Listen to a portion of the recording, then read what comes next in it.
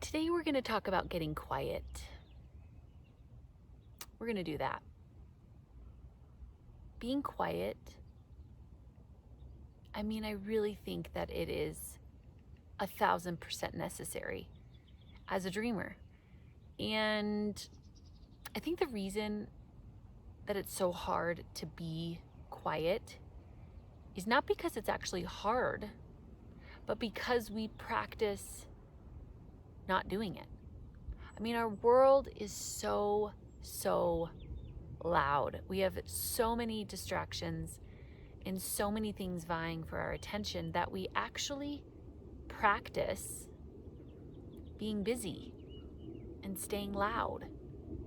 And so it's not that getting quiet is actually hard. It's that we just don't do it very often.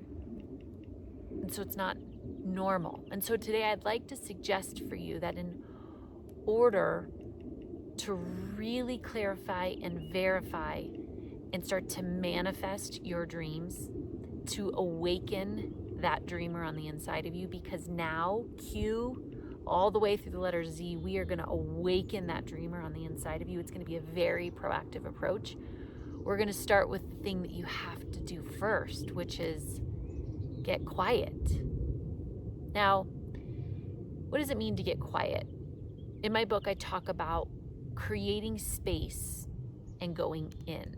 That's what I mean about getting quiet, okay? And so a lot of times when it becomes time to put pen to paper or to consider the dreams that you have on the inside of you, or to start running towards or manifesting or rerouting towards the dreams that you hold to be true versus every other agenda or scheduled, documented goal that you have written down, but really to start chasing the things on the inside of you, we have to learn how to create space to go in. That's what it means to be quiet. So I'm going to teach you today what I do to get quiet, how I get myself in an environment that allows me to create the space to go in. Now, when I say create the space to go in, here's what I mean. I literally mean this. I have created the space. I have proactively walked out of my home to a quiet place that all I hear is either the planes overhead or the birds chirping or the wind. I don't hear anything. I put my phone on airplane mode. Sometimes I don't even bring it.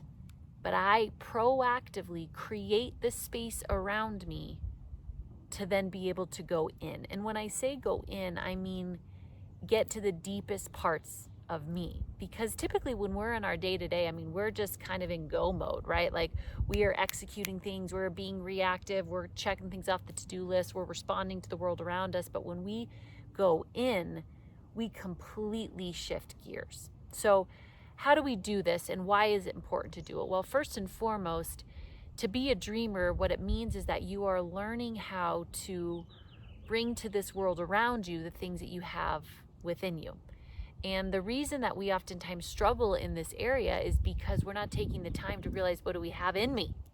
I know what's going on around me. I know what's on my to-do list. I know what my neighbor needs. I know what my staff and my spouse and my kids need.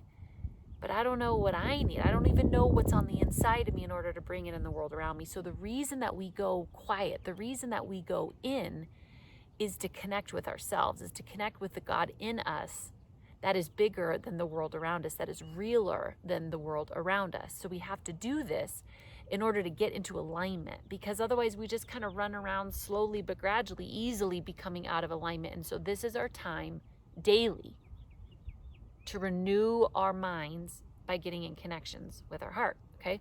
That's why we do it.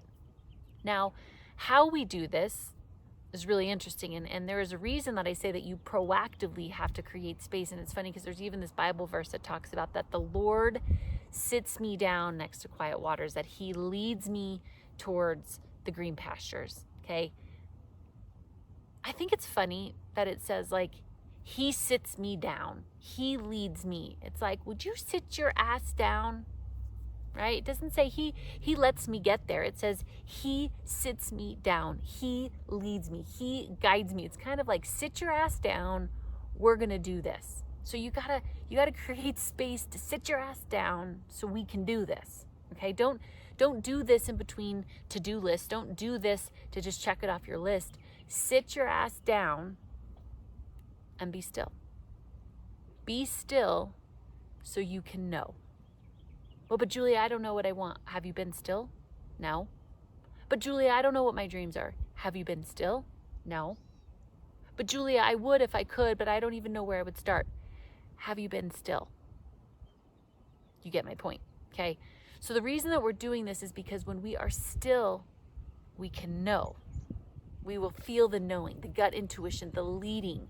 The heart on the inside of us will speak. It will not compete with all the noise. It won't. It wants you quiet. It wants you still, okay? So when you do create this space proactively every day, then what we're going to have you do is we're going to teach you how to go in. Now, I preface this because the other day I was talking with a good friend who said, you know, JG, I'm just not like you. I'm not as profound. I'm not as spiritual as you. I need like a 1, 2, 3 step guide to talk to myself. I need like a 1, 2, 3 step guide to pray. And I about peed my pants laughing. And he looked at me like, what are you laughing at? Like he was really bearing his soul. He's like, what are you laughing at? I was like, bro, that's exactly the point. It's what I'm trying to communicate to you. If there was such a thing as a 1, 2, 3 step guide for you to know we wouldn't be doing this. Right? There's millions of how-to guides out there, and yet, statistically speaking, we have more problems than ever before. So the how-tos are out there, but that's not what it's about, right? Like, there is no other you. There is no other God and you. Just like in a marriage, there is no other Julia Gentry and Travis Gentry who get to do marriage the way that we get to do it. And so if I'm searching for all these how-to guides, I'm miscreating the marriage that was designed specifically for me and my husband. The same is true with the relationship with myself and the relationship I have with my God in this space of going in. It's yours to create. It's yours to make it whatever it is. So don't let the how-tos or that there's this right or wrong way of doing this confuse you or thwart your perspective to just doing it, okay? So let's say you're there, okay? You're here, you're in your space. You've created the space. Now what do you do? There's 3 phases to going in, okay? There's these 3 phases that I am very conscious of that has really helped a lot of people, which I'm going to share with you today. So once you're here and you've created the space, the first phase is the chatter phase, okay? So you're going to sit here quietly, and your brain is just going to start going off the hook. It is going to chatter. It's going to tell you all the things that you should be doing. It's going to tell you all the things that you didn't do. It's going to tell you why this is stupid. This is going to tell you, I can't do this, and it's going to go on, and it is going to be busy, and it's going to be chatter, chatter, chatter. It's almost like an addict going through withdrawals, and it is going to get louder until it stops. And it will stop.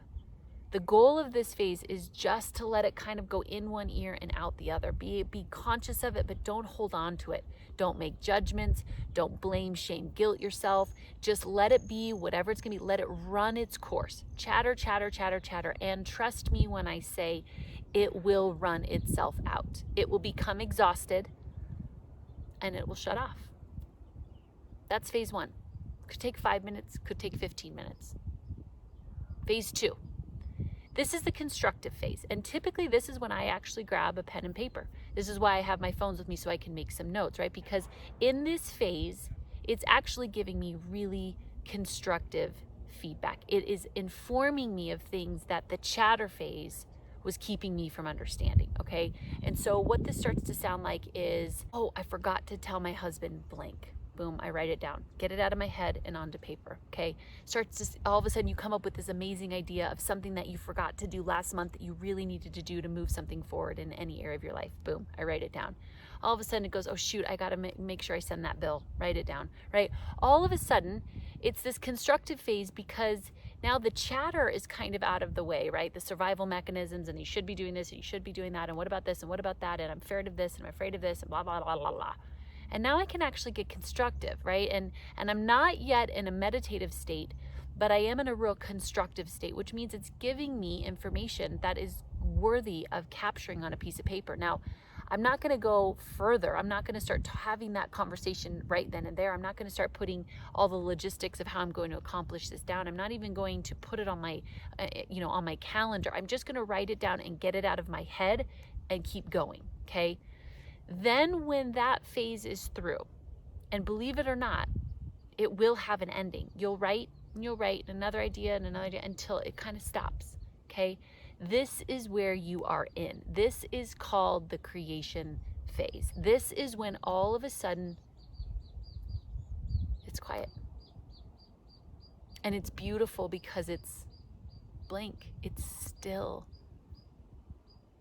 This is where your mind can no longer comprehend everything it's about to visualize and to feel and to see at such a deeper level. This is where your intuition and your knowing starts to speak, because all the other competition and all the other noises, you have just gradually and gracefully gone through the layers, and now your dreams can be heard. Now your knowing can be heard, and you give space, and you've gone in at a level that most people won't patiently and graciously and intentionally move towards. This is where we want you to be. And all of a sudden, this place will start speaking to you in colors. You will start to get visions. You will start to have understandings that you've never had. Sometimes it just relaxes you so much that you consciously start to live your life. Here's why this state is so powerful. When you study the art of meditation, it's actually shutting off the prefrontal cortex of your lobe, which is like this go, go, go, go, do part of your brain, okay? It's the reasoning, it's the justifying, it's the compartmentalizing, it's the do this, do that. It actually turns it offline. That's why this part is so profound. This is how you get into the depths of your heart. This is how all of a sudden you start to be set free and to clarify and to verify the dreams that are most important to you. It's how you start to overcome in areas of fear and worry and doubt, because you get yourself at such a peaceful state that the world within you can now shine on the world around you. That the world around you that maybe is full of chaos or crazy or doubt or worry or all the things can now be overrun by the world within you that is so full of peace and this deep knowing and this space of creation that realizes, just like we talked about yesterday, any problem that I'm facing today can be solved with the solution that's on the inside of me if I will quiet myself first. Don't just react. Don't just respond. Don't just do what you've always done. Create the space to go in. Create the space to connect with yourself and the deepest parts of who you are. And then here's what you do. When those things start to come to you, and not every time, right? Like not every time you go in, you're just going to get every single answer. The point of meditating is not to be a good meditator. The point of meditating is to become a good version of you. The point of praying is not to be good at praying. And the point of praying is not just to have your answer to the prayer met. It's to become one with the one that you're praying to. Help me not want the healing more than I want the healer, right? Like, help me not just want the answer more than I want the relationship with myself and this knowing. That's the power here. But when dreams do come to you, when ideas and solutions and colors and vibrations and energy comes to you, this is again where after this phase, I grab my journal and I just write. I write about every color. I write about every notice, every understanding, every word, anything that comes to me. I write it down, and here's why, is because I am a firm believer that your dreams and your visions are going to come to you in these moments very subtly, easily. And if you don't write it down and you don't hold the vision, you won't be able to trust the process. Because once you come out of this and you go back to your life, when I go back to my home and to all the crazy and all the competing, things that are vying for my attention, it's going to be easy for me to throw the baby out with the bathwater. It's going to be easy for me to forget about the dreams that I want, because the juxtaposition of the world around me is going to say, oh, see, but that's going to be impossible. You can't have this because look at the world. You can't have that because look what's going on around you. You can't have that because of this. And if I don't write down the vision, write down my dreams, it's going to be harder to trust the process. By writing it down, those moments that you forget, those moments that you're challenged, now you have something to go back to remind yourself in that place of knowing, in that place of dreaming, in that place of quiet, that you had the answer. And now are you going to have the faith to walk it out? Some days, yeah. And some days you're going to come back to this space and you're going to build your conviction. You're going to build your faith. You're going to build your connecting fibers with the knowing on the inside of you, so you can build whatever it is you see in you and the world around you. But dreamer, you're going to have to get quiet. So today, as a part of your dream work, here's what I want you to do. Create the space. Go anywhere. Get on top of a mountain. Go on a walk. Go in your closet in your home. Do it during nap time. Do it first thing in the morning. Do it before you go to bed. Do all of the above. But I want you to create the space and use the 3 phases to go in. Let the chatter phase happen. Get to the constructive phase. Write it down, all things you notice. And then let yourself go to that creation phase. Be still and know. Sit your ass down. Get clear by getting quiet.